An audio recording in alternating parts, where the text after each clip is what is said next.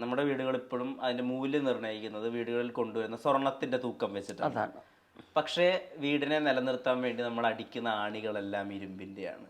അപ്പോൾ വിഷമം ഇരുമ്പാണ്, സന്തോഷമാണ് സ്വർണം, വിഷമമാണ് നമ്മുടെ സ്ട്രോങ് ആക്കുന്നത് എന്നുള്ളത് എന്തൊരു സ്റ്റേറ്റ്മെന്റ് ആയിരുന്നു അത്. തീർച്ചയായിട്ടും നമ്മൾ വെറുതെ ഇരിക്കുമ്പോൾ കുറേ തത്വങ്ങളൊക്കെ നമുക്ക് തോന്നുന്നത് മറ്റുള്ളവർക്കെല്ലാം ദുഃഖത്തിലാണ് തോന്നുന്നത്.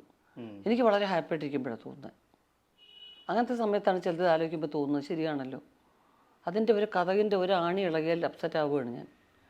അലമാരയിരിക്കുന്ന സ്വർണ്ണത്തിനെ പറ്റി എനിക്ക് ചിന്തയില്ല. പക്ഷേ ഇത് കഥക് ശരിക്കും അടയുന്നില്ലല്ലോ, ഇത് അടയ്ക്കാവുന്ന രാത്രി ആരെങ്കിലും തള്ളിയോ തുറക്കത്തില്ലേ, അത് അപ്പം മാറ്റണം, ശരിയാക്കണം. അപ്പം അത് എൻ്റെ സംരക്ഷണം ഈ സാധനമാണ്. അപ്പം നമ്മൾ അങ്ങനെ ചിന്തിപ്പിക്കുകയാണ് ഓരോന്നും.